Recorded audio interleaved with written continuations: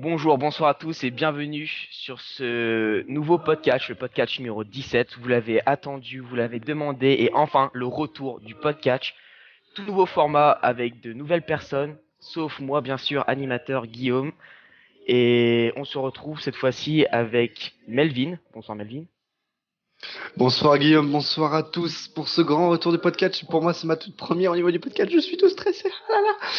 Ça fait plaisir d'être avec toi Guillaume. En tout cas, grand kiff, très très grand kiff. Merci. Et aussi accompagné de Louis. Bonsoir Louis. Oui.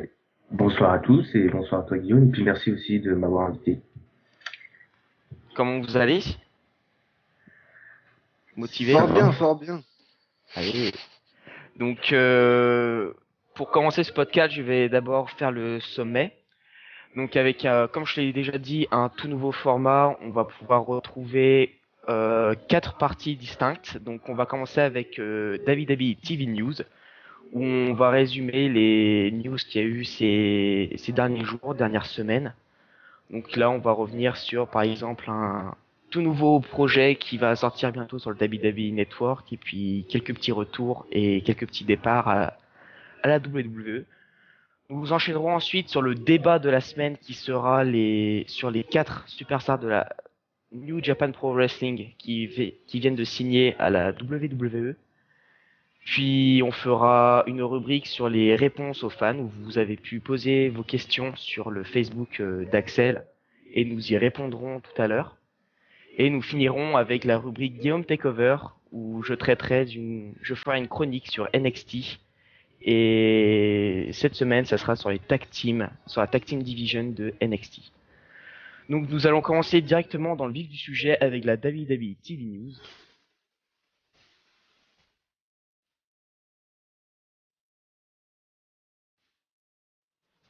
Donc cette semaine, on a pu voir une toute nouvelle émission qui va bientôt débuter sur le WWE Network.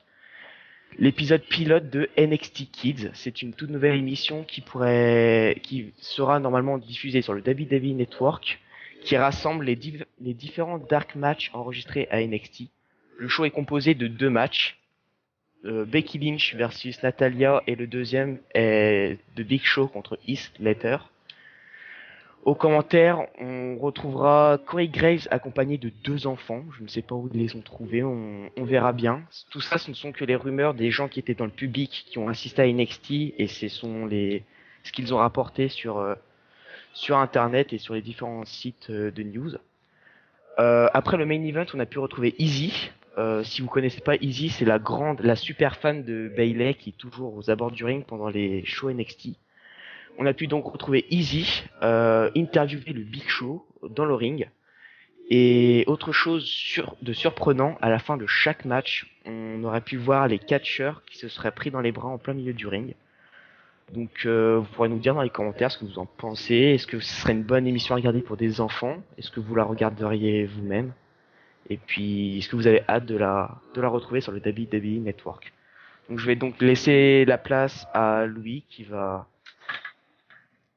Je vais voilà commenter la news numéro 2. Donc alors la news numéro 2, James Storm. Il faut savoir qu'il a quitté la NXT pour retourner à la TNA.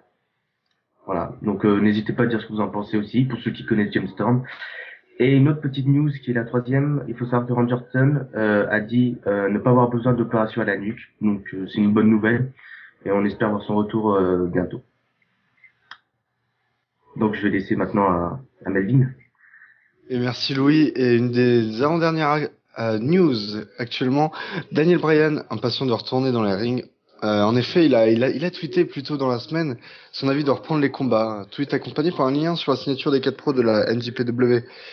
Bryan vous a donc une chance de les rencontrer dans les rings. N'hésitez pas à dire dans les commentaires si vous avez vraiment envie de revoir Daniel Bryan sur les rings, notamment pour affronter des gars comme Edgy Style. Et pour la dernière news, je la laisse à Louis. Merci, encore moi. Alors, on va parler de Brock Lesnar, voilà, qui a fait son retour dans le ring au Live Event d'Houston, qui était ce vendredi. Il a affronté Sheamus et après 10 minutes de match, aussi après 10 Sherman Suplex, la bête a finalement emporté sur l'ancien champion du monde. Donc merci à vous, c'était les news de la semaine. On se retrouvera la semaine prochaine pour de nouvelles news. Et on va passer dès à présent au débat qui traitera des 4 superstars de la New Japan Pro Wrestling qui viennent de signer un contrat avec la WWE. Nous verrons qu'est-ce qu'on voit pour leur futur et puis comment la WWE pourrait les utiliser. Donc je vais laisser la place à Melvin.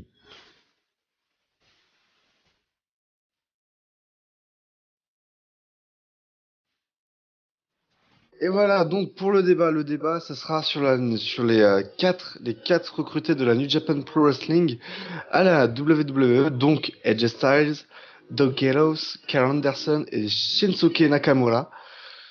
On va du coup poser 3 questions dessus, donc 3 questions à peu près sur chaque personnage.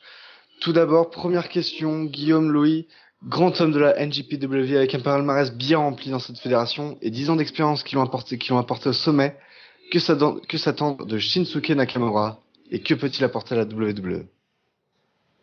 Déjà pour commencer, si vous ne connaissez pas cette star de la New Japan Pro Wrestling, pour la résumer, c'est assez unique.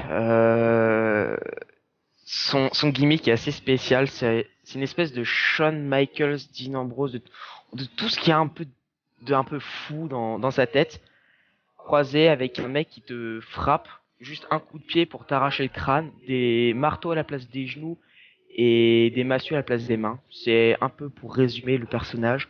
Si vous ne le connaissez pas, vous pouvez aller voir des matchs sur lui, vous pourrez en trouver sur YouTube.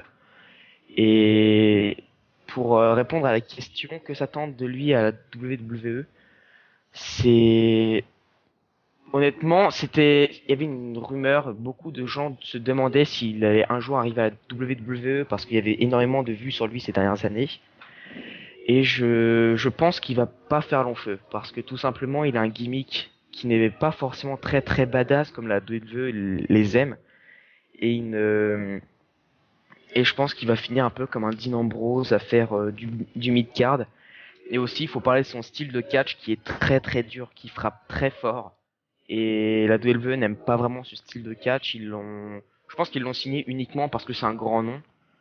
Et il risque de pas faire long feu à la WWE, même si c'est quelqu'un de très bon, de très, très sympa à regarder dans le ring. Et le problème, c'est que je pense pas que la WWE apprécie énormément son style et son booking. Je ne pense pas qu'il fera beaucoup de remue-ménage à la WWE. Après, Nakamura avait parlé sur un magazine, je sais plus lequel, mais un magazine japonais. Justement, il avait accepté le contrat, c'était par rapport au WWE Network pour vraiment que ça se vende au Japon. Parce que c'est vrai que la WWE n'a pas vraiment de star japonaise en soi actuellement à la WWE. À moins que tu peux m'en citer une, mais du Hideo moins pas dans le main Itami. roster. Oui, mais je parle du Shitasu. main roster là. Dans le main roster, Juste- oui.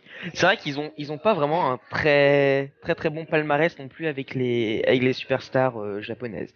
Quand on regarde Bah, du Yoshitatsu, il y avait qui d'autre bah, il y avait, euh, j'ai oublié son nom, Jimmy Wang Yang, celui qui a battu Jimmy Wang. Yang Wang et Jimmy Yang Wang. Ouais, il a pas eu un palmarès de fou non plus celui-là. Et il y en avait un autre Funaki, je crois qu'il s'appelle, qui c'est pareil, Oui, c'était des Funaki. grandes stars au Japon, mais arriver à la WWE, ça fait un flop. Donc ils savent pas vraiment Ouais, il y a, booker des superstars, des grandes stars japonaises. Et une grande légende qui est Ricky Steamboat. Eux c'était Ricky Johnny, Steamboat. Mais alors mais j'arrive il est pas à pas me rappeler japonais. son nom, celui qui a battu Bret Hart à WrestleMania 9. Yokozuna. Voilà, Yokozuna. Ils sont japonais eux. Il est J'ai japonais, l'impression. Yokozuna, normalement. Il passe à moi, À moins que non? c'était juste pour la Enfin, gimmick. récemment. Oui, parce qu'il y a aussi beaucoup, c'est juste pour la gimmick, hein, le gimmick. Ouais, mais je pensais qu'il était vraiment japonais. Ah, peut-être. Hyper franc. Vous nous confirmerez ça dans les commentaires si vous le Très savez. bien. Louis, du coup, ton avis dessus, sur Shinsuke? Alors honnêtement, pour moi, ils l'ont fait signer, bah, je vois ce qu'il fait dans un ring. J'ai vu très vaguement ce qu'il faisait, mais c'est vrai que comme disait Guillaume, son gimmick est un peu space, il est un peu spécial quand même. Mais c'est voilà, comme on dit que c'est un grand nom au Japon, je pense que c'est le moyen un peu en fait, comme justement ces temps-ci, il y a beaucoup de catcheurs blessés. C'est le moyen aussi de remettre un peu du boost dans les jeunes en quelque sorte. Honnêtement, j'y crois pas trop pour essayer de faire une star de Japon et tout. Puisque ouais, je pense qu'ils se sont jamais vraiment penchés dessus. Hein. Aux stars du Japon, ils s'en foutent un peu, hein, honnêtement. C'est pas pareil qu'une star un peu hispanophone. Enfin, en tout cas, voilà, moi, perso, je pense que c'est pas une bonne idée qu'il aille là-bas, à la WWE. C'est pas une bonne idée. Il vaudrait mieux qu'il reste. C'est vrai que son style de catch est vraiment différent. Après, ils peuvent changer son gimmick. La WWE peut tout à fait changer le gimmick aussi, si ça le plaît pas. Mais bon, honnêtement, je vois pas un grand avenir à la WWE. Voilà. Moi, c'est surtout plus pour son style de catch. Pour moi, c'est d'avoir quelqu'un qui a un style de catch comme ça, c'est surtout très dur de le faire changer, donc faut pas compter là-dessus. Et la WWE ne va pas apprécier ce genre de catch brutal, surtout avec la vague de blessés qu'il y a eu. Je pense qu'ils vont le garder un bon moment dans les bas niveaux, genre Performance Center et NXT, pour vraiment le remettre au niveau américain, donc à un catch un peu plus soft, un peu moins dangereux, et vraiment essayer de le remettre sur un niveau de PG pour pouvoir ensuite l'envoyer dans le main roster et qu'il soit le moins dangereux possible parce qu'un catch comme ça, quand on, quand on met un mec aussi violent dans le ring contre des gens qui sont toujours battus à WWE dans des fédérations, dans des grosses fédérations comme la WWE, ça fait une très grosse opposition de style et ils vont pas faire long feu. C'est comme Brock Lesnar. Brock Lesnar, c'est un mec qui fait de l'UFC qu'on met contre une petite superstar, il la bouffe vivant. Bah là, ça va être pareil avec avec celui-ci, avec Shinseku. Comme Shinseku. ça, Putain, ça va être... je Je vais sais pas, galérer je à sais dire pas son nom. comment dire. Non, ouais. Pour ça, je l'appelle Nakamura. Mais c'est vrai qu'après, il a pratiquement fait toute sa carrière catchesque à la NJPW. C'est la première fois qu'il va en plus être dans une fédération de catch américaine. Donc ça c'est également très différent. Mais est-ce que justement ce fait qu'il frappe dur, parce que quand même, des genoux et des points qui font mal, ça fait plaisir. Et est-ce que justement cette opposition de force, ça pourrait pas faire une bonne surprise et un bon push pour la WWE également? Ouais, mais une fois qu'il Non. aura foutu sa première commotion Mm. cérébrale Ouais, à son premier adversaire, ils vont faire ah ouais, peut-être pas en fait. Tu vas peut-être attendre un peu. Ouais. très bien. Donc, du coup, on va enchaîner pour Nakamura, ça sera tout. Si je peux donner mon point personnel, c'est vrai que je ne connaissais pas Nakamura avant cette nouvelle. Du coup, j'ai fait mes recherches. C'est vrai que c'est un très très grand champion, un très grand homme de cette fédération. Je sais vraiment pas ce qu'il peut apporter. C'est vrai il m'a vraiment bluffé. J'ai regardé des vidéos sur lui. C'est vrai qu'il est assez impressionnant. Après voir ce qu'il peut apporter à WWE, ça va être très difficile à savoir, mais ça va être super intéressant, je pense. Je pense que si tu le mets dans des matchs contre des gens qui sont habitués à ce genre de style, du genre Daniel Bryan, Finn Balor, AJ Styles, ça pourrait donner des main events absolument incroyables. Mais si on Ouais. le met contre des superstars qui n'ont pas l'habitude à ce genre de style, ça peut très vite partir en couille. Moi, personnellement, je rêve d'un Hideo Itami contre Shinsuke. Ah, ça Clairement, pourrait être un très très beau match. ça pourrait être magnifique. De Tammy Mm. en plus qui devrait très bientôt retourner. Oui. Normalement, sa blessure étant vraiment fin de convalescence. Mm. Qui c'est que j'avais vu aussi qui est en rétablissement? Je crois que c'est Cesaro qui Cesaro, est je pense qu'on peut en. attendre après WrestleMania.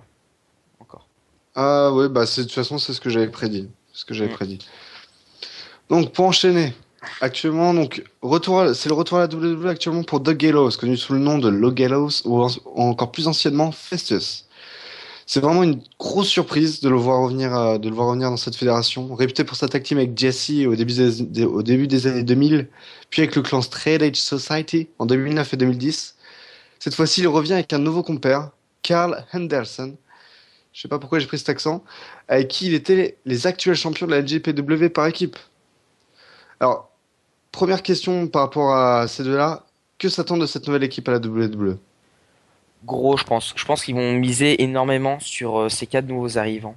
Ils vont vraiment mettre le paquet sur AJ Styles, Shinsuke et surtout sur cette tag team parce que leurs débuts vont être très impressionnants, mais je pense que sur la durée, ça va commencer à s'essouffler et ils vont absolument tout faire pour rester au niveau. Donc, je pense qu'on peut s'attendre à de très bons matchs avec eux et surtout dans la possibilité de pouvoir former un Bullet Club numéro 2 ou un Balor Club, mais ça, ce sera un peu plus tard dans le débat.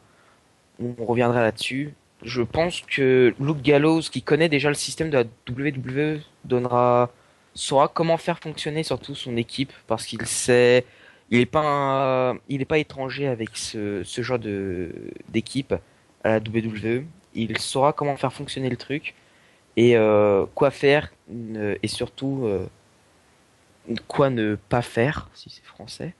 Et il pourra même guider Carl Anderson, qui sera son nouveau partenaire par équipe. Je pense on peut attendre pas mal de ces deux-là. Justement, juste par rapport à Carl Anderson, parce qu'il faut savoir que Carl Anderson, justement, du coup, c'est sa première à la WWE également. Euh, Personnellement, je connais pas trop. J'ai regardé un petit peu ce qui valait, mais il a pas quelque chose d'exceptionnel. Est-ce que vraiment ça, il va avoir une carrière à la WWE? Solo, je ne pense pas. Mais en tag team avec Luke Gallows, je pense qu'ils iront assez loin. Ils Ok, vont très bien. frôler les titres, ils frôleront les titres très souvent. Je pense ils s'en empareront une ou deux fois, mais ça fera pas non plus. Ils resteront pas des années. De toute façon, la longueur de vie d'une équipe tag team à WWE ne dépasse pas quelques années, donc sauf si tu Euh, ferais. Sauf exception. oui, Alors honnêtement, Carl Anderson, je connais que très brièvement. J'ai juste vu, mais vraiment vite fait. Mais je pense que Kier Solo, je sais pas, je pense pas. Mais comment bah, être en tag team surtout avec quelqu'un qui connaît aussi bien la WWE, donc en l'occurrence Luke Gallows, ça va permettre de lui mettre un peu en confiance avec la fédération, parce que c'est vrai que bah, Luke Gallows connaît très bien. Je pense enfin c'est pas je pense, c'est que je sais qu'il est là depuis un bail. Je me rappelle qu'il avait doublé Kane et tout. Enfin voilà, il avait vraiment fait beaucoup de choses. Et donc du coup, je pense que ça va lui permettre de le mettre en confiance, parce que voilà, de savoir ce qu'il faut faire et tout, notamment comment la double réagit avec les nouveaux surtout. Donc voilà. Après, honnêtement, je sais pas ce que va donner l'équipe. Euh, ouais, je pense que la durée de vie sera pas énormément longue aussi, hein. Et aussi à côté de Luke Gallows, donc on dit que Luke Gallows pourra les accompagner pour cette transition à la WWE. Mais il faut pas oublier Finn Balor. Je pense qu'il va avoir un gros rôle aussi avec ces quatre arrivants. Et je pense qu'on est à peu près tous d'accord pour dire qu'ils vont se retrouver tous les cinq sur un ring dans très pour vite. Très former vite. le Bullet Ça Club, arrive. non? En Hum, référence un peu au Bullet Club, Notamment. notamment. Très bien. Alors, pour enchaîner avec une autre petite question sur là, notamment sur Doug Gallows, c'est est-ce qu'il reviendra avec son nom qu'il avait déjà à la fin de sa carrière WWE, Luke Gallows, ou voire même en Festus? Je pense Non, non, non, il va avoir un tout nouveau non. nom parce qu'ils aiment pas. Ouais. S'il garde le même nom, ça va rappeler du genre, tiens, mais ça fait 10 ans qu'on l'a pas vu ce con, qu'est-ce qu'il foutait? Ça va rappeler que c'était un ancien échec, et donc ramener un échec à la WWE, ils aiment pas trop ça. Je pense ils vont lui changer de nom avec son coéquipier, et parce que la WWE aime bien changer de nom de tout le monde. Et non, je pense il va changer ni Doug Gallows, ni Luke Gallows, ni Festus. Je pense qu'il aura un tout nouveau surnom. La même pour Carl Anderson, un tout nouveau pseudo pour Carl Oui, Anderson? oui. S'il change Sûrement, un, je mais pense qu'il après, change les deux. après lui, c'est pas voilà quoi. Lui, il a jamais été à la WWE, donc ça risque pas de lui jouer beaucoup de choses quoi. Mais oui, je pense que s'ils en changeraient, ils changeront l'autre aussi. Ok, très bien. Et ben, dernière question sur cette équipe. Est-ce que c'est le début d'une vraie domination ou juste une énième tentative pour Gallows de percer dans les tag teams sans réussite? Domination. Je pense qu'ils vont dominer la division pendant un bon moment. Et bah, par la suite, comme je l'ai dit, perdre un peu de ce nouveau souffle et puis peu à peu tomber dans les oubliettes comme la WWE aime bien faire. Là, il a eu une toute nouvelle hype avec le Bullet Club. S'ils ont signé Doug Gallows, et pas un autre, c'est parce qu'ils veulent vraiment faire quelque chose avec lui. Ils doivent avoir un projet pour ces quatre-là ensemble. Ou du moins, au moins, c'est les trois du Bullet Club. Pour moi, ils misent vraiment quelque chose sur Doug Gallows pour l'instant et verront dans un an ou deux ce qu'ils feront avec lui. Domination, je pense pas. Je pense pas domination. Peut-être voilà, ils vont être champions, ok. Mais bon, ouais, je pense qu'il nous avait ressorti la même avec The Ascension et voilà, on voit l'avenir. Donc honnêtement, je pense que domination, je pense pas. Franchement, je pense pas domination. D'accord, donc on a vraiment deux idées très différentes. Du coup, on a terminé avec Doug Gallows et Cal Anderson. On va passer au grand homme. AJ Styles, très clairement le catcheur le plus attendu des quatre. Grand homme de la Ring of Honor et surtout de la TNA, qu'il a côtoyé pendant plus de 10 ans. Il est également réputé pour avoir gagné un titre de champion heavyweight dans plus de 15 fédérations de catch différentes. Alors, à votre avis, déjà, première question tout simple, que va-t-il faire pour WWE? Est-ce qu'il a quels vont être ses objectifs? Le titre mondial. Euh, moi je dirais pas, j'aurais pas dit titre mondial. S'ils l'ont ramené, ils connaissent le palmarès absolument incroyable de AJ Styles. Ils savent très bien ce qu'il vaut dans un ring et en dehors. Ils savent que c'est une des plus grandes stars des fédérations indépendantes de ces dernières années. C'est AJ Styles. Pour n'importe quel fan de catch, je pense que ça dit quelque chose. Même si vous connaissez pas forcément très bien le personnage, vous l'avez au moins entendu de nom. Et pour quelqu'un qui n'est jamais à la WWE, qu'on connaisse au moins son nom, c'est assez rare. Faut l'avouer pour des jeunes fans de catch comme il peut y avoir sur cette chaîne. Le, je pense qu'ils ont des gros projets pour lui et que AJ Styles ne laissera rien tomber pour aller au sommet. Et il est pas là pour gagner le titre intercontinental, clairement. Il est là pour gagner le titre mondial, pour rester au top et pouvoir affronter des main eventers comme Seth Rollins, comme Daniel Bryan et pouvoir prouver ce qu'il vaut, mais aux yeux du monde entier. Mm. Louis? Déjà, je pense honnêtement, moi j'aurais pas dit le titre, même si ouais, je connais très bien AJ Styles. C'est vrai que c'est très rare quand on voit un catcheur arriver et finir champion du monde directement. C'est très rare. Bon, il y a eu Alberto Del Rio, c'est arrivé. Enfin voilà, faut voir que c'est vraiment très rare. J'ai presque jamais vu ça. Même s'il a une carrière assez énorme, je le vois pas non plus finir champion majeur dès le début, quoi. Enfin, en premier titre, quoi. Même si la WWE sait ce qu'il vaut, je pense que, honnêtement, ce que je souhaiterais mieux, c'est que la plupart des gens qui sont montés d'en haut, et ben, ils sont redescendus très vite. Alors, je préfère qu'ils montent petit peu par petit peu, même si c'est un catcheur juste que tout le monde connaît, presque. Enfin, tout le monde connaît, quoi. Comme tu disais, Guillaume, ils ont tous entendu son nom. Je pense qu'il vaudrait mieux qu'il monte petit peu, pas petit peu, parce que sinon, s'il est directement au sommet, il va redescendre très vite. Et c'est ça que je veux pas. Ça dépend aussi Bah, comment ça se passe. Pour ouais, est-ce moi, que AJ Styles va rester longtemps en plus? s'il monte au sommet, il le restera très longtemps. Et il laissera pas sa place à n'importe qui. Pour moi, s'il arrive au sommet, c'est pour garder la place, la garder au chaud pour le prochain, mais c'est pas prêt il sera pas prêt de redescendre. Très très bien. Et du coup, bah, on en parlait justement, superstar montante, petit à petit, ou vraiment placé directement le plus vite possible au sommet. Pour moi déjà, la façon dont ils vont l'introduire à la WWE, ça va être très important. Ça va être déjà poser les fondations pour savoir s'ils le mettent directement au sommet, genre directement dans le Royal Rumble et faire une immense prestation pour ensuite continuer en solo, ou s'ils font un truc avec les autres membres du Bullet Club, s'il va faire un truc à la NXT, s'il va faire un truc avec Balor. Il y a énormément de scénarios possibles, surtout avec les autres qui viennent de signer. Pour moi, le meilleur scénario possible, ça serait de le faire arriver au main roster en même temps que Finn Balor.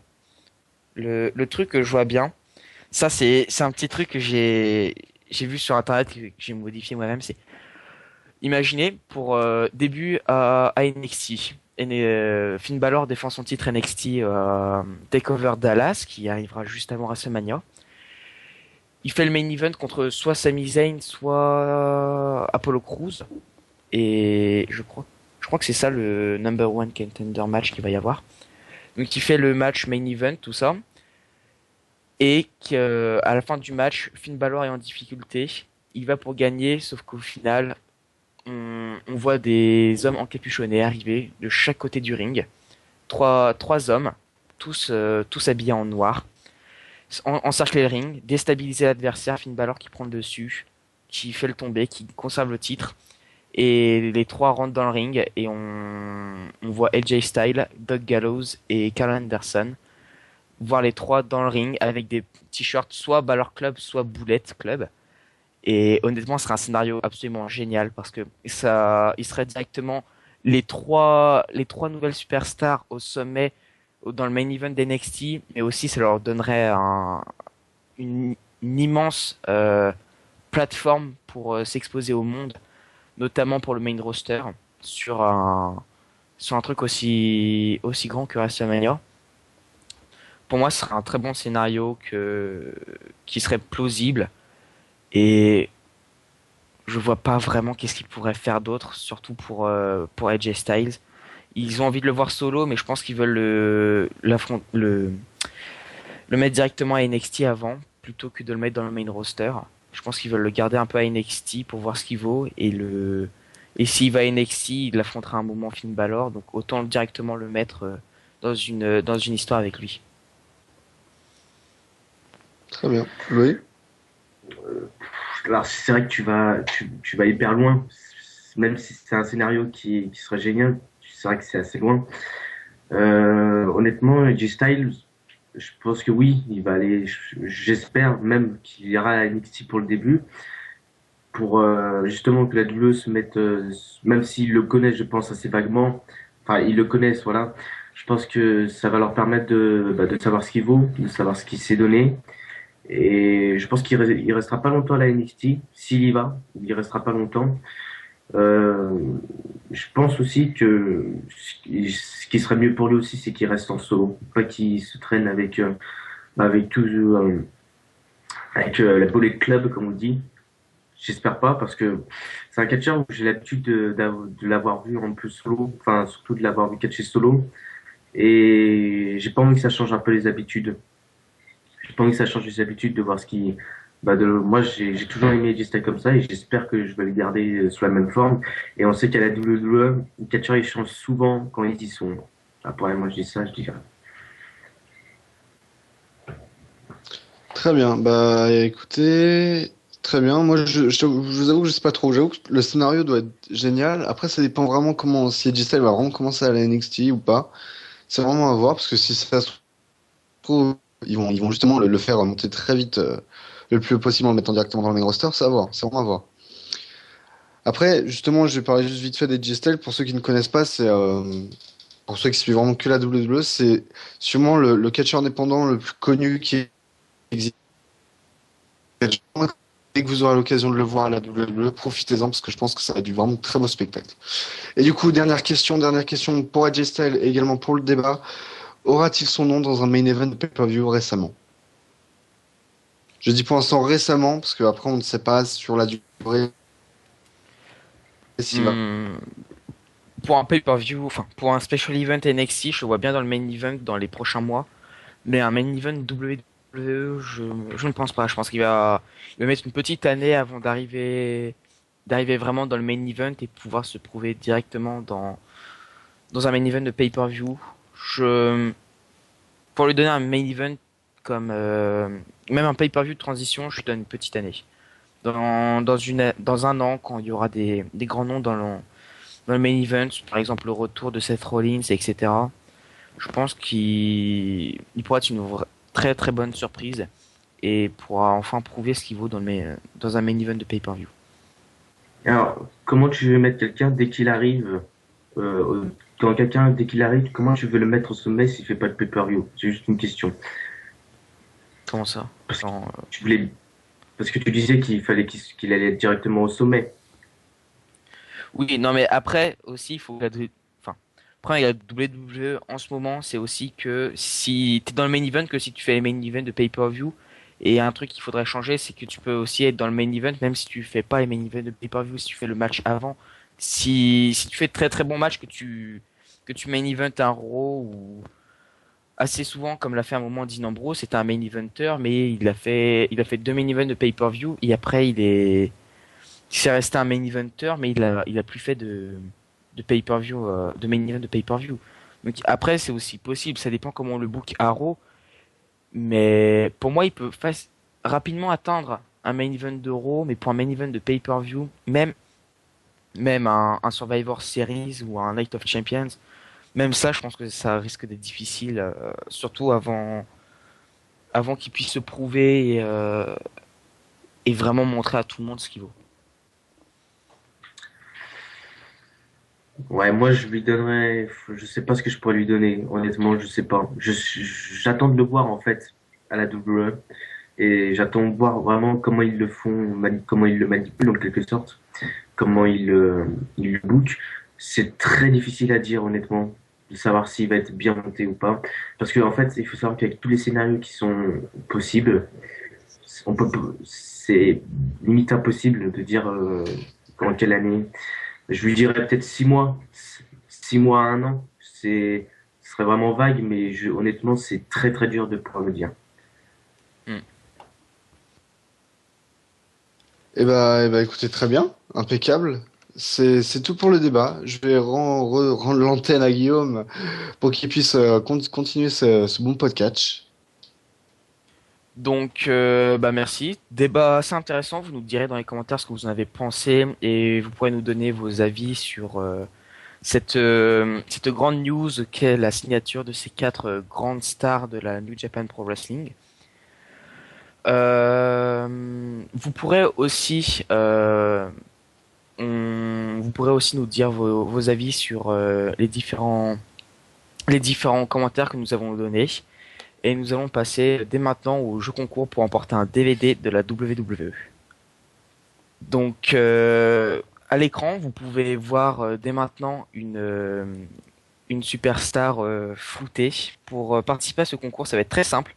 Vous devrez deviner la superstar qui vient de s'afficher sur votre écran et remplir le dossier qu'il y a dans la description, le petit je sais même plus comment on dit en français, le petit formulaire qu'il y a dans la description et nous tirerons au sort parmi les bonnes réponses un gagnant. Il sera contacté par mail. Donc tout ce que vous avez à faire, c'est juste aller dans la description, remplir le formulaire et si vous avez la bonne réponse, vous gagnez un DVD de la WWE. Donc dès maintenant, nous allons passer à la partie 3, la réponse aux fans. Donc je vais laisser la place cette fois-ci à Louis pour répondre justement aux questions que vous nous avez posées sur Facebook précédemment.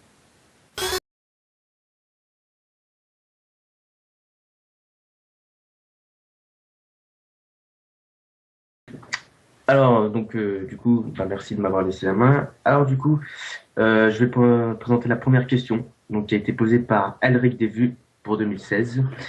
Donc, la première question, c'est la séparation du titre mondial en deux titres mondiaux, World Heavyweight Championship et WWE Heavyweight Championship, serait-elle favorable pour la compagnie? Eh ben alors, Guillaume, vas-y. Ça dépend comment c'est booké après. Je pense pas que ça serait vraiment une séparation de titres parce que maintenant les deux sont vraiment collés l'un à l'autre. Pour preuve, il n'y a plus qu'un seul titre pour les deux désignations. Je pense pas que la séparation des titres serait une bonne idée, ça serait vraiment très confus. Mais la création d'un nouveau titre mondial, en revanche, pourrait être bien. Après, il faut trouver un nom, il faut trouver une catégorie, etc. Mais ne pas reprendre le World Heavyweight Championship. Le... Mais avoir un deuxième titre mondial, je pense que ça pourrait être très intéressant. Surtout s'il y a moyen de séparer les rosters et d'en donner un à SmackDown, un à Raw. Le...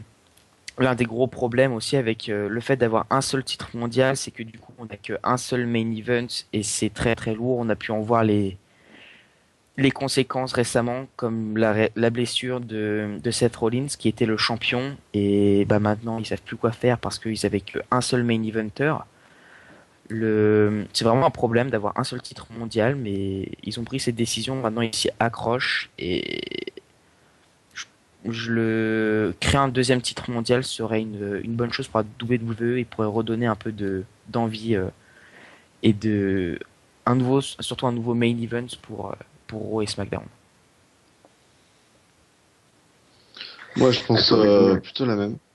Merci, c'est gentil. Je pense à peu près la même chose. Je suis dans le même cas. J'aimais beaucoup l'époque avec Raw, SmackDown, le titre WWE, le titre World Heavyweight Championship, avec d'un côté l'USA, d'un autre côté l'Intercontinental. Je trouvais ça super bien. C'est vraiment très bien géré. Il faisait comme il fallait. Le fameux draft qui était génial. Il y avait vraiment tout ce qu'il fallait. Et c'est vraiment dommage que maintenant ils se retrouvent perdus parce qu'ils ont besoin que d'un seul main eventer. Mon téléphone vient de vibrer, désolé. Oui, donc je suis un peu dans le même cas que Guillaume, mais j'en ai déjà parlé. C'est vrai que c'est embêtant. Et tout comme toi, j'aimerais bien que ça revienne. Alors, j'ai juste une question, comme ça, à rajouter un peu dessus. Honnêtement, est-ce que vous pensez voir au moins, est-ce que vous pensez, c'est surtout ça, qu'ils vont remettre un titre majeur, c'est surtout ça. Pas dans l'immédiat. Dans quelques années, quand ils verront qu'il y a un très gros roster et très peu de titres, je pense qu'ils vont remettre un et encore peut-être pas un majeur, mais au moins un mineur. Le problème, c'est que s'ils font ça, enfin, s'ils rajoutent un deuxième titre majeur, ils devront reséparer les shows parce qu'avoir deux titres majeurs dans la même émission, c'est très dur. Ils seront obligés de recréer SmackDown à côté, de refaire les drafts et de refaire les rosters séparés, ce qui serait une très bonne chose, mais pas sous le, pas sous le commandement de Vince. Peut-être dans quelques années quand Triple H sera aux commandes, mais pas pour l'instant. Ouais, après c'est faisable, mais même chose. On revient à SmackDown. Euh, comment on est- Mais après, je me vois pas non plus un nouveau titre mineur, encore moins. Encore moins, parce que ils ont déjà deux titres mineurs et je pense que c'est déjà suffisant. Moi, honnêtement, je pense que si, après vous dites si vous êtes d'accord ou vous êtes contre, s'ils ont vraiment mis les deux titres, un peu s'ils les ont combinés, c'est pour garder en fait qu'une seule personne au sommet au lieu de deux. C'est-à-dire de le fait d'avoir mis qu'une seule ceinture, c'est-à-dire qu'une seule ceinture majeure, va laisser qu'une personne au sommet. Donc cette personne sera plus mise en valeur que deux personnes qui avaient avant, qui étaient au sommet dans chaque show. Oui, donc ça ouvre plus de place pour le main event aussi, quoi. C'est ça. Ouais, c'est ça. En effet. Bah, C'est c'est bon, comment vous avez quelque t'avais chose à pour rajouter? un Raw et un SmackDown. Ouais. Ouais, je disais juste qu'au moins pour un Raw et un SmackDown, t'avais un différent, quoi. Mm. Chose Très qui n'est bien. plus même aujourd'hui. Ok. Deuxième question, donc une question d'Elliot Crow. La WWE perd-elle de l'audience avec la longue liste de blessés actuels? Avec des Allez, à blessés toi. comme John Cena, Non. excuse-moi, Ah, Melvin? Oui, Bon bah, ok, je ferme ma gueule. et Vas-y, oui, Melvin. voilà. Désolé. Et bah, comme disait Guillaume, justement, c'est parce que c'est les gros stars. Déjà, il y a la longue liste, mais en plus, il y a des gros noms. Il y a Antonio Cesaro, il y a Seth Rollins, hein, parce qu'il y a John Cena. C'est quand même des gros noms, des catcheurs qu'on est censé voir pratiquement tout le temps. C'est la particularité. Mais ils on fait avec, ils essaient de faire avec, du moins. Mais après, voilà, il y a aussi des catcheurs qu'on a un peu moins l'habitude de voir, comme Connor, comme Tyson Kidd. Justement, on reverra peut-être ou pas l'équipe Cesaro Kidd, ça c'est une bonne question aussi au fait. Mais, mais après, c'est vrai que si on compte un petit peu, bon, ok, il y a Randy Orton, Cesaro, tout ça, c'est quand même fort embêtant. Mais il y a aussi une longue liste de mecs tout putain de potentiel et qui peuvent absolument aller à l'endroit, au poste où ont été ces gens qui sont actuellement blessés. Je dirais que, personnellement, je dirais que oui, il perd de l'audience, surtout avec la dernière blessure de John Cena. Parce que John Cena amenait énormément de fans, surtout des enfants. Et ça fait une grosse partie des audiences des enfants aux États-Unis. Donc je pense que ce drop d'audience n'est pas prêt de s'améliorer avec des grands noms manquants comme Seth Rollins et surtout John Cena.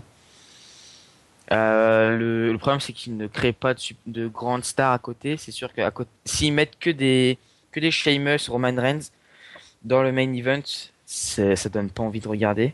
Mais s'ils arrivent à ramener des Brock Lesnar, à créer de nouvelles stars pour les emmener dans le main event, je pense que les audiences pourront remonter. Très bien. Très bien. Vous avez quelque chose à rajouter dessus, non? Non.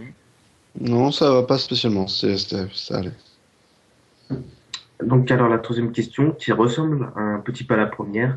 Donc, c'est une question d'Hugo Chamonnet.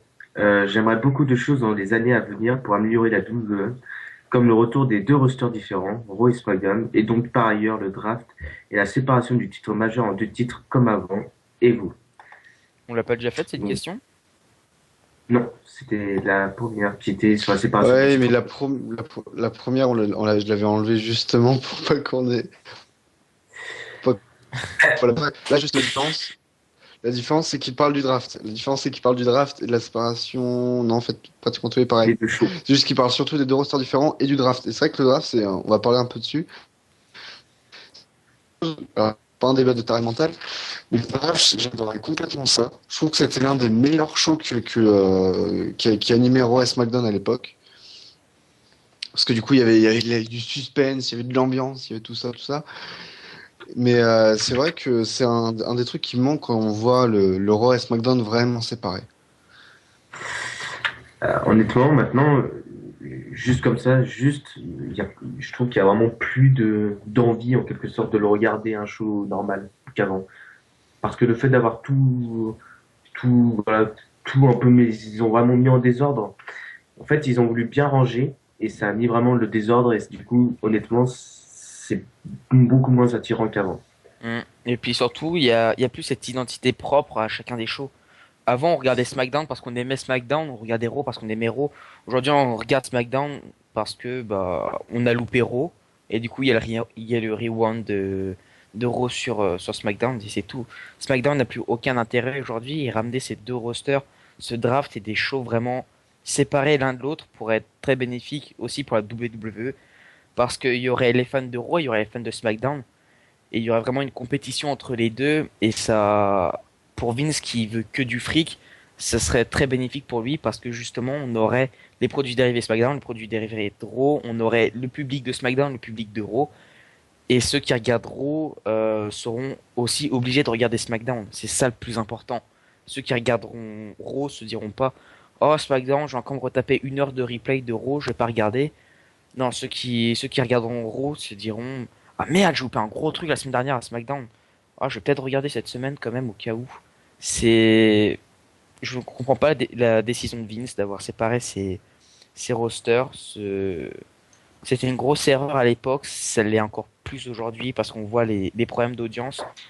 Le, Reséparer les rosters sera vraiment très important aujourd'hui. Et surtout, dans les prochaines semaines, prochains mois, serait plus qu'une bonne idée, ça serait limite vital. Ouais, honnêtement, pour que ça reprenne un peu de l'envie, en quelque sorte, Voilà. du suspense et tout ça, il vaudrait mieux, parce que SmackDown ne sert plus à rien. Mm. Il sert plus à rien. C'est limite pas intéressant. Je me demande comment les gens dans la salle ont fait pour pouvoir acheter les billets, quoi. Je trouve ça nul. Non, mais il se passe rien du tout, quoi. Mais C'est en c'est fait comme ceux qui achètent des billets pour WWE Superstar et Main Event. voilà, mais c'est une sorte, en fait, honnêtement, SmackDown maintenant, c'est une sorte de main event, donc main event de show, rallongé, voilà, en 1 heure et demie, 2 heures. C'est ça. Voilà, donc je viens d'avoir une confirmation comme quoi ils achetaient pas leur place. Bon, en tout cas, on dira que comment ils ont fait pour y aller déjà. Voilà. Non mais Les pieds. pour main event et L'essence, superstar, ça coûte cher. pour main event et superstar, ils payent pas. C'est enregistré. Je crois que superstar c'est Oui, enregistré avant si, Raw si. et main event c'est enregistré avant Et main SmackDown. event, c'est pareil. Les- Ah bon? Ah oui, d'accord. Ah, apprenez des choses avec Guillaume Ça doit et être Louis. tellement long en vrai Raw. T'as 5 heures de show. Tu dois tellement te faire chier au bout d'un moment. Oui, parce que déjà, Main Event, ça dure quoi? Ça dure 1 heure, non? Ça Trois dure quarts d'heure. ouais, ça dure une demi-heure à peu près. Non, Superstar, ça dure pareil. plus d'une demi-heure. Plus qu'une demi-heure. Oui, non, mais à côté, t'as les replays d'Euro, hein. Tes main Ouais. event et Superstars, le trois quarts, c'est des replays d'Euro. Donc, ils payent pas pour juste voir main event ou juste voir Superstars. En fait, moi, je comprends pas, c'est qu'il y aurait tellement moyen de faire. Maintenant, je trouve que c'est trop devenu. Donc, dans ces 2 dernières années, c'est devenu trop fermé, c'est trop refermé. Ils deviennent limite coincés en quelque sorte. C'est-à-dire que maintenant, ils s'inquiètent pour tout et de rien. Maintenant, en fait, il y a vraiment plus Quand d'enjeux, il y a quoi. autant de blessés que ça, tu peux comprendre aussi leur peur. Oui, mais je sais pas, il y avait pas autant de blessés à l'époque. Tu vois ce que je veux dire? À l'époque, il y avait peut-être des blessés, mais ils arrivaient à faire vraiment Ouais, des trucs. Il y a plus de stipulations assez marrantes, genre la roue qui tournait pour définir le truc du match, où tu mettais un sac sur la tête sur quelqu'un et tout ça. T'as plus ça. Alors que ça, c'était bien, quoi. C'était marrant. et Je me rappelle d'un ouais, match où c'est il y vrai avait que Drew McIntyre, il était Constantino Maria, il avait frappé contre le poteau, voilà, quoi. Donc, maintenant, il n'y a plus rien, quoi. C'est vide. C'est, Perso, quand je pense à SmackDown, je pense surtout à des rivalités Edge Taker ou voilà. Chef Punk. Hein. oui, parce que Je pense c'est pas une à Drew vraie grosse McIntyre et rivalité. Santino Marella. Non, mais c'était un Raw, en plus, ça. Donc, Ouais, c'est mais, le roulette. ouais, voilà, c'est ça. Et maintenant, t'as plus rien. C'est là où tu vois que c'est devenu trop, mais vraiment trop populaire. Enfin, c'est ce que je pense, hein. C'est que maintenant, tellement que ça devient trop familial en quelque sorte, bah, ils y referment tout, quoi. Donc, du coup, t'as plus de contenu. Oui, il y a plus de contenu. Et c'est devenu juste très plat. C'est vraiment juste un show de catch basique que tu envoies deux Avec des fois matchs de par semaine. catch pourris. Voilà, Enfin, c'est vraiment c'est devenu très plat, très basique, trop simple. Et c'est vraiment dommage. Je trouve ça à la limite, je sais pas, je pense qu'il y aurait moyen plus de vendre énormément, quoi. Et je comprends pas pourquoi Vince, le connaissant, ne fait pas ça, quoi. Parce que, enfin, le connaissant, ça vend un peu son caractère du mec qui veut vraiment beaucoup d'argent. Là, il se foire totalement, quoi. Je sais pas.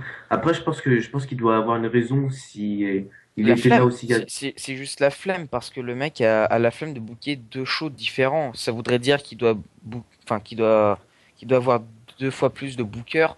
Déjà qu'ils font de la merde à Raw et qu'ils ont une semaine pour le préparer. Quand tu vois qu'il, je sais plus, il y a un petit moment une news qui disait, qui interviewait un ancien booker de la WWE.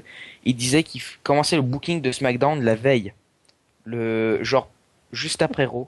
Ils avaient 24 heures même pas pour booker SmackDown. Déjà, tu vois qu'il n'y a pas beaucoup de travail dessus. Donc après, s'ils séparent pas les rosters, je pense aussi parce que c'est parce qu'ils ont la flemme de bosser deux fois plus pour deux shows différents. Et alors, si tu bosses Mais plus, il y qu'ils a plus fassent de comme thunes. la différence C'est entre. ça, je comprends pas. Quoi? Tu, vas-y, Melvin, pardon. J'aime beaucoup ta comparaison. Mais qu'ils fassent, oui, comme le main roster et NXT, qui prennent des bookers spécialement pour SmackDown, qui préparent les trucs. Après, forcément, il faut s'adapter à Raw, etc. Mais qui au moins se contactent de ce qu'ils vont faire, etc. Mais qui prennent des bookers juste différents. Comme ça, en plus, ça fait travailler plus de gens, il y a moins de problèmes d'emploi. Oui. Je continue sur le truc de Louis qui est très politique.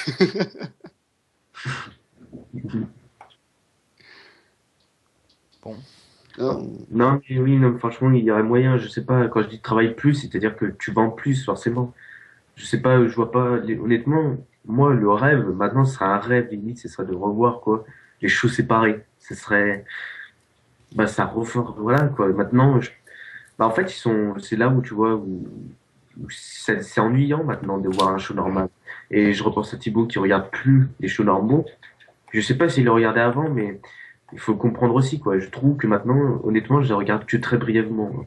Je les regarde pas en entier, hein. Je regarde juste sur le YouTube. Voilà. Comme quoi. Ah, je fais pareil, t'inquiète.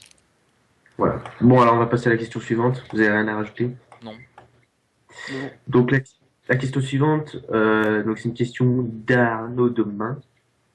Nous approchons à grands pas de donc de WrestleMania 32. Pensez-vous que la route de WrestleMania sera-t-elle meilleure que celle de l'année précédente? Alors, bah tiens, on va laisser la parole à Guillaume. Celle de l'année dernière était pas terrible, notamment avec la rivalité Brock Lesnar-Roman Reigns qui était nulle. Pour être honnête, je ne me rappelle d'aucun moment de cette rivalité dans la Road to WrestleMania. Le seul point positif de cette Road to WrestleMania était le main event de Fastlane, Daniel Bryan contre Roman Reigns. Je pense qu'on peut, avec, avec ce qu'il y a eu l'année dernière, je pense qu'on peut difficilement faire pire entre la rivalité pour le titre intercontinental, c'était totalement what the fuck. la rivalité pour le titre mondial qui était inexistante. Ça risque d'être très difficile de faire pire cette année, mais il y a aussi une grosse différence, c'est que l'année dernière on s'est tapé légèrement le pire Royal Rumble de toute l'histoire, enfin le Royal Rumble match de toute l'histoire, et cette année autant il pue, autant ça risque d'être très dur de faire pire que l'année dernière. Après ça WWE, ils sont toujours là pour se surpasser.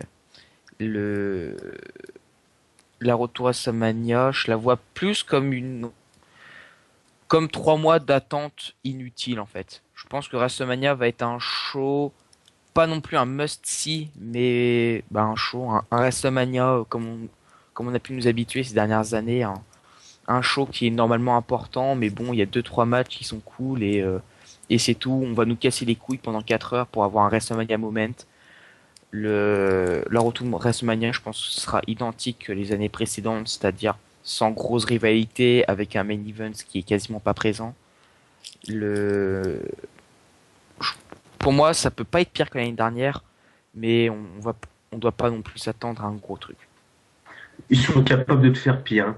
Rien que de voir le match du Royal Rumble, donc qui est le match le plus prévisible. Hein. Oui. Je pense qu'ils sont capables de te foirer, mais ils font pire qu'un Roman Reigns et Daniel Bryan, ils sont tout à fait capables. Hein. Je sais Roman pas. Reigns et Daniel Bryan, c'est l'équivalent du Kogan contre Ultimate Warrior par rapport à ce qu'ils peuvent faire. Ils sont toujours prêts à se surpasser au niveau de la merde, au niveau de la chiasserie, mais à ce point, ça risque d'être très dur quand même. C'est qu'ils l'auront fait exprès. Tu regardes déjà le main event de Royal Rumble, tu te demandes comment ils ont eu l'idée de faire ça, tu vois. Quand ils ont eu l'idée de se dire c'est pas prévisible du tout, non? Je sais pas. Enfin bref. À toi, Melvin. Bah, j'ai vraiment du mal à me dire parce que c'est vrai que je me dis qu'on ne démarre pas trop sur les chapeaux de roue, quoi. C'est plutôt moyen d'avoir un match comme ceci. J'avoue que j'aurais vraiment été surpris parce qu'aurait été le vrai Royal Rumble en soi. Après, rajouter le titre, oh là là là là là là, c'est fort triste, mais c'est faisable. Et puis, ce n'est que le Royal Rumble encore. On a encore Fastlane à découvrir. Fastlane, ça avait été justement un peu ce qui nous avait un peu rassuré l'année dernière. Donc, espérons que ça fasse de même cette fois-ci, mais c'est vrai qu'on en fait des caisses pendant le WrestleMania qui, je pense, va pas arriver au niveau de bien d'anciens. Ce qui me rappelle que le Road to WrestleMania mode sur les jeux de catch sur PlayStation était vachement plus cool que les WrestleMania actuels. Mais ouais, c'est dommage, mais j'espère vraiment avoir une grosse surprise. J'espère vraiment avoir une grosse surprise de la part de la WWE pour WrestleMania, pour le Road to WrestleMania. J'espère vraiment qu'on va avoir quelque chose de grand. Le problème, c'est que voilà, quoi, il y a beaucoup de catcheurs grands dans l'année, enfin grands en quelque sorte, qui sont pas là. Il y a pas Cena, il y a pas Orton, il y a pas Rollins, il y a pas Sting, il y a personne presque. Ça va être très dur de booker un WrestleMania sans star comme ça. Imagine, moi j'étais pas là quand vous avez parlé de Cena, mais imagine Cena sans WrestleMania sans Cena plutôt. Ça va être bizarre, mais ça peut aussi très bien tourner. Hein. Bon, ça m'étonnerait, mais... Comme on dit, il faut passer un peu le flambeau. Tu peux pas passer ta vie à Undertaker a bien loupé 2 WrestleMania dans sa carrière. Oui, mais c'est pas pareil. Undertaker n'est pas le visage de la fédération. Cena, on a vraiment eu l'habitude de voir, de faire un peu des affiches. Et là, le fait de plus le voir en affiche, de pas le savoir à WrestleMania. Bon, après, on va pas dire que c'est le mec le plus aimé. Mais ça peut paraître un peu bizarre. Hein. Surtout avec les catcheurs qui manquent actuellement. Je dis, ce qui serait beau, ça serait de voir vraiment une révolution des jeunes talents de la WWE. Ça serait beau. Oui, ça peut être bien. Ils leur font pas confiance. C'est bon, vous avez fini, vous avez quelque chose à rajouter? Non, ça ira. Non, ça va. Alors donc, dernière question de Kevin Barrett. Pensez-vous qu'il ne faut pas trop vite s'enflammer suite à cette vague de recrutement énorme que la WWE effectue en ce moment en vue de nombreux ratés qui ont été effectués sur les jeunes talents? Honnêtement, la vague de recrutement, faut savoir qu'ils font aussi un énorme vide. Sur genre 10 personnes qui vont recruter en janvier 2016 pour arriver dans le main roster en 2018, il y en a 2 qui vont arriver. Sur une dizaine, il y en aura à peine 2. Ils font énormément de choses pour confronter tout le monde directement dès le Performance Center, dès NXT, pour vraiment voir qui a les capacités de pouvoir être un champion, d'être une grande star dans le main roster. Et d'ailleurs, je vous conseille au passage la série Breaking Ground sur le WWE Network qui montre des superstars, justement, des jeunes superstars qu'on ne connaît pas encore, affronter tout ce qui se passe avant NXT et pendant NXT. C'est vraiment très intéressant. Et on peut voir que c'est vraiment différent de ce qu'on peut penser. C'est très très dur et pour moi c'est de grandes vagues de recrutement qui risquent très fortement de finir sur 1 ou 2 contrats, genre un ou 2 champions dans le main roster et en mid-card, sauf grande star, sauf nouveau Cena ou ce genre de choses. Et à part des grosses signatures comme celle d'AJ Styles et Shinsuke, je ne vois pas vraiment je vois pas vraiment quelle star pourrait vraiment avoir un gros futur comme ça. Donc non, je pense pas qu'on a à s'enflammer pour cette grande vague de recrutement. Je m'enflamme pas trop. Je m'enflamme pas trop vite, même si j'avoue que AJ Styles, qui est un de mes catcheurs préférés dans le monde du catch, je m'enflamme pas trop parce que je me dis dans tous les cas ça va aller très lentement. Il y a des chances que ça va galérer pas mal. Vu comment ça galère actuellement, je pense pas que la WWE non plus va trop vite s'enflammer dessus. Et puis c'est une vague de recrutement énorme, pas tellement. Il faut savoir qu'on a surtout les 4 gros catcheurs de la NJPW, mais en soi il y a toujours quelques petits catcheurs qui arrivent au fur et à mesure à la WWE, mais c'est notamment pour NXT, notamment pour Performance Center. C'est surtout pour le futur qu'ils organisent ces recrutements. Là, c'est différent parce que c'est vraiment des catcheurs pour, euh, pour l'instant présent. AJ Styles, c'est un catcheur pour l'instant présent. Gallows, Anderson, Nakamura, tout ça, c'est dans le catcheur présent. C'est pas pour le futur. Ça va être juste la particularité de ces gars-là. Mais, mais faut pas s'attendre non plus qu'ils arrivent directement à faire je ne sais quelle chose. Très bien. Vous avez quelque chose à rajouter, non? Non, je pense qu'on a Ouais, répondu à toutes on a les bien fait le questions. tour. Oui. Allez, bah, du coup, c'est terminé pour les questions. En tout cas, merci à ceux qui l'ont posé. Puis n'hésitez pas à poser des questions pour le prochain podcast. Et je vais laisser la parole à Guillaume. Donc voilà, comme l'a rappelé Louis, n'hésitez pas à aller poser vos questions pour le prochain podcast, que ce soit dans les commentaires directement sous cette vidéo, sous le podcast numéro 17, et ou sur la page Facebook d'Axel de David Abi Fan France. N'hésitez pas à poser vos questions, nous ferons le tri et nous garderons les meilleurs pour le prochain podcast. Donc nous allons passer dès maintenant à la dernière partie de ce podcast numéro 17 et qui est Guillaume Takeover, où je ferai une chronique sur la Tag Team Division de NXT.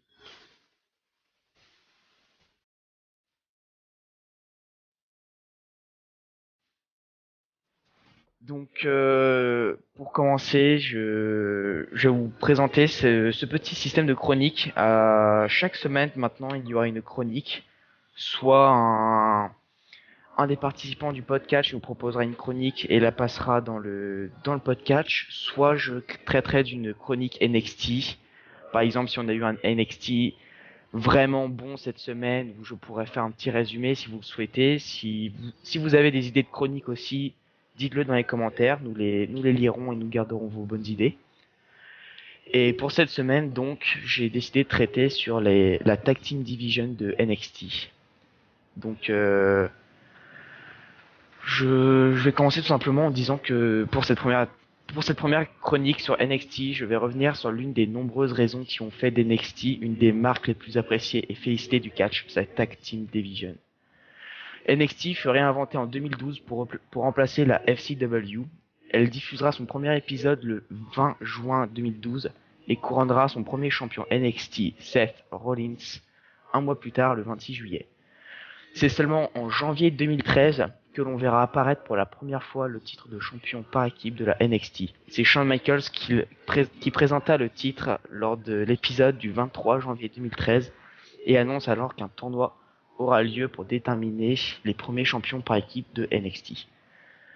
C'est donc là que tout a commencé. Adrian Neville et son partenaire Oliver Gray remportèrent les titres le 13 février contre Eric Rowan et Luke Harper. S'ensuit 3 ans d'histoire et un total de 8 équipes championnes différentes. Les titres par équipe sont le but principal recherché par toutes les équipes présentes dans cette division. Contrairement à Raw, toute l'attention n'est pas braquée sur les titres, mais bien sur les équipes qui forment cette division. Et ce n'est pas l'attention qui manque. En effet, ces 2 dernières années, la division par équipe a su se réinventer constamment, que ce soit par l'arrivée de nouvelles équipes, le départ d'autres, ou même une place de choix lors des shows hebdomadaires. On a pu voir notamment de nombreux main events d'NXT se conclure par des matchs entre 2 équipes s'affrontant pour les titres par équipe. Mais récemment, la division par équipe brille plus que jamais, avec des champions peu communs en la personne des Mechanics, Scott Dawson et Dash Wilder, des règnes courts et soulignés de matchs excellents comme Enzo et Cass contre les Mechanics récemment à NXT London, mais aussi par la lumière apportée par la hype autour d'NXT, et certaines équipes ont su en tirer parti pour prouver leur talent, comme Johnny Gargano et Tommaso Ciampa, Enzo et Cass, mais aussi et surtout l'une des équipes les plus appréciées du moment, Chad Gable et Jason Jordan. Ces derniers impressionnent de par leur immense talent et le duo parfait qu'ils forment, et c'est grâce à des équipes comme celle-ci que la NXT est aussi appréciée par les fans de catch qui veulent voir des bons combats. Excusez-moi. Des qualités qui font défaut à Raw et à SmackDown, avec une division si pauvre en bonnes équipes, des matchs vus et revus, des champions couronnés à de multiples reprises, et très peu de nouvelles sensations. La supériorité de la division par équipe NXT est écrasante. Prenons par exemple l'année 2015. Cette année 2015 a vu tout juste 3 nouvelles équipes stars à Raw, Cesaro et Kidd en début d'année, qui fut écarté de la course au titre pour cause de blessures. Les Lucha Dragons, arrivés cet été, qui ont su impressionner la grande foule, ainsi que le New Day, qui a réussi à divertir un public qui était blasé par cette division par équipe. Alors qu'en 2015, à la NXT, on a pu découvrir de nombreux stars comme Enzo et Cass, les Vaudevillains, Blake et Murphy, Johnny Gargano et Tommaso Ciampa, les Mechanics et surtout Jordan et Gable. Toutes ces équipes sont talentueuses, que ça soit dans le ring, que ça soit avec un micro et par-dessus tout, de par leur facilité à nous divertir et nous offrir des émotions. En 2015 a été un tournant dans l'histoire d'NXT et la division par équipe y est pour beaucoup. On a pu y découvrir les prochains champions NXT et WWE. On a pu voir aussi que ce début de 2016 est assuré par ces jeunes talents qui en veulent. Mais par-dessus tout, on a eu un avant-goût du futur de la WWE. Et bordel, ce futur va être incroyable. Donc c'était la petite chronique sur NXT. Est-ce que vous avez quelque chose à rajouter, Melvin, Louis? Non. C'était très bien, bravo. Ouais. C'était la première, donc vous en faites pas, c'est la première d'une longue liste où on va aussi apprendre à s'améliorer. Notamment là, je trouve que j'ai pas mal, comme j'avais tout écrit à côté, j'ai pas mal lu, mais vous en faites pas, ça va s'améliorer. Ça va aussi varier, on ne traitera pas que d'NXT. Louis et Melvin feront aussi beaucoup d'autres chroniques à côté quand ils auront eu des idées et préparé leur chronique. Donc voilà, c'est fini pour cette chronique. Vous avez un avis, vous, sur cette division tag team d'NXT? Bah, elle est en train d'évoluer, là. Je vois qu'elle part bien cette année, je pense, honnêtement. Bon, en effet, elle est bien partie. C'est vrai que je connais pas énormément les équipes de NXT, excepté Enzo et Cass, qui sont vraiment ceux que j'apprécie le plus. Après, c'est vrai que comparé quand même à l'année dernière, où il y avait vraiment assez peu d'équipes en NXT, là, on est vraiment blindé de grosses équipes qui ont là vraiment avec bon potentiel. J'ai hâte de voir ça cette année. Ouais. Et vous qui regardez pas forcément NXT toutes les semaines, est-ce que vous connaissez par exemple certaines des équipes qui sont présentes à NXT? Je connais votre vilaine. Mhm. Du coup, Enzo Cass, Blackie Murphy. Le Hype Et Bros, c'est tout. Gable et Jordan, vous connaissez pas? si moi je Non. connais. C'est les champions actuels, non? Non, pas du tout. Ah non. C'est une équipe qui a été créée il y a quelques mois de ça, qui est juste une des meilleures équipes, non seulement d'NXT, mais de la WWE, qui ressemble un peu à...